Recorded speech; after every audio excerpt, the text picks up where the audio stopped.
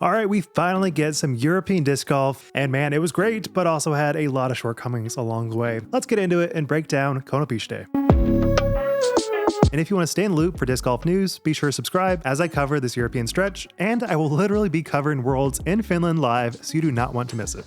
So I want to give them a little bit more benefit of the doubt because they do have an entirely new team, as was mentioned by the commentator on this Discord. We had our first ever broadcast with this exact team on Friday, went through every detail we could on Thursday, but still faced major obstacles on Friday. Just can't avoid the OMG what now, please no. And went on to state a lot of the issues that they had with that signal, especially on Friday. It was probably some of the worst stuff I've seen from DGN in general. And I've seen a lot of rough stuff coming from somebody that has watched 2020 on, so it definitely feels a little bit reassuring knowing that this is probably never going to be happening again. But man, that cell signal was really bad. It rivaled, I think, 2022 Champions Cup, where everything was just a total blur, which is such a bummer because I do think this course is amazing. If you know anything about like Sony cameras, they have like a mode called zebra leveling where you can see spots that have extreme exposure. It felt like that was actually being displayed on the camera, but I'm sure it's not. But it was just a lot of glitching that was hard to watch. But to add on to that, the literal nature of the course is being restricted because they basically cannot make any modifications besides artificial OB,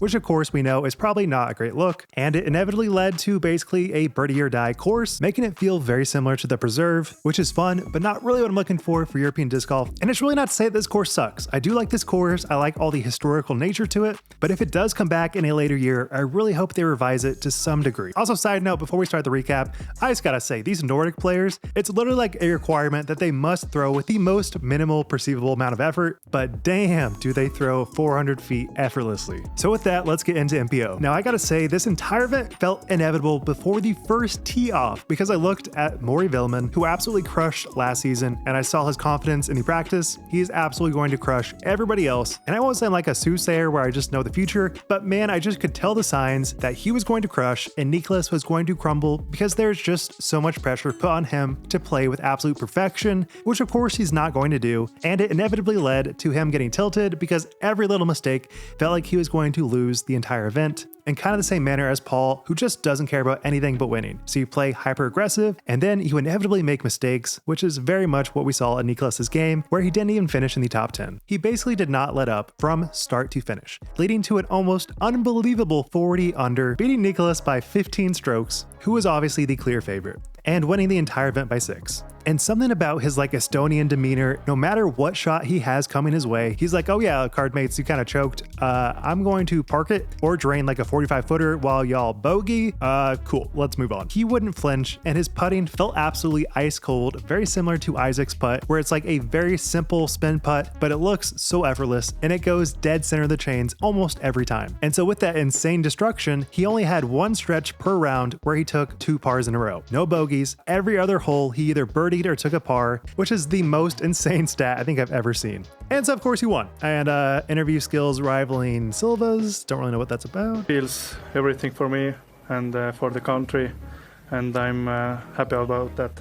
But so what do we make of this? Are there any future projections for European Open, Worlds? I'm gonna say no. I would like to be overly optimistic and be like, oh yeah, he's got this. But majors are such a high degree of stress, and there's going to be an extreme level of parity with all the players coming from the US. So while I think he is playing absolutely out of his mind and looked like there was no hole that was too much for him, I just don't think these other courses line up perfectly for his game. And before we get to FPO, I gotta say huge shout out to Lauri Lehtinen, who did finish second place, losing by 6 strokes. Honestly, played so good, he probably should have won this event. But in very much the same vein as Kristin and her domination, it'll almost certainly be overshadowed by how great Maury's game was. So with that, on to FPO. So if you're a gambler, you might have bet on Rachel Turton to win, and while she's certainly good, I'm a dad, I can make these dad jokes. She was really no match for the greats. After a pretty mid round 2 under, just not gonna cut it when everybody's playing birdie or die. So the real battle was Silva versus Kristin. And I wanna reiterate, Silva's skills are amazing, but a flip switches when she moves to Europe and her confidence absolutely skyrockets. And I feel like that was definitely on display, especially in this final round. So while everyone was kind of predicting Kristin to destroy, and destroy she did, it was still not nearly the same gap as what we expected because Silva played out of her damn mind with some of the hottest disc golf we have seen in the entire entire season, which included a fucking insane 72-footer on hole 15. And again, while this course is birdie or die, so the holes themselves aren't really important to mention, I will say, unlike Niklas, Silva did not give up a single point in this entire final round. And so while she was 9 strokes back with 9 holes to go, she fought back, only losing by 4 strokes against Kristin. And Silva gets the insane course record of 12 under. So still a huge nod to Kristin, who played great and somehow wasn't even close to her rating, 14 points less. How does that still happen? And it included 7 missed C1 putts. I feel like this is becoming the trend for Kristin's putter. I really don't know what's happening. I feel like she just has no confidence. But here's what she had to say. I feel like this is one of the places where I actually stepped up on the big stage and where people could like learn who I am. So I'm really happy to be back here and be one of the main contestants for the win. So it's exciting to see how far I've come. It always looks like a fairy tale. It was a pleasure playing here, and I hope to meet you back here in the future as well.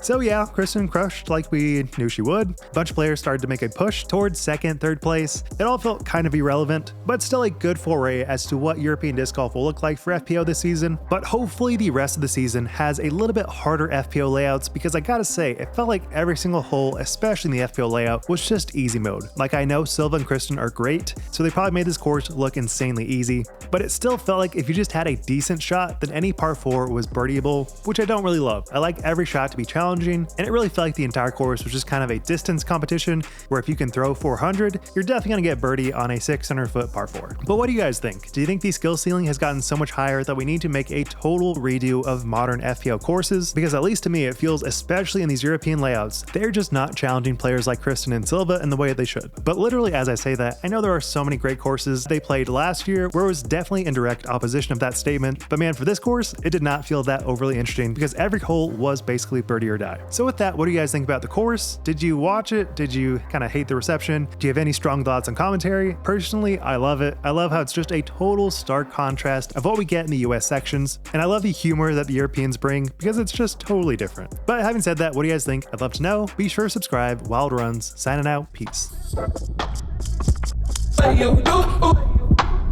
Don't go.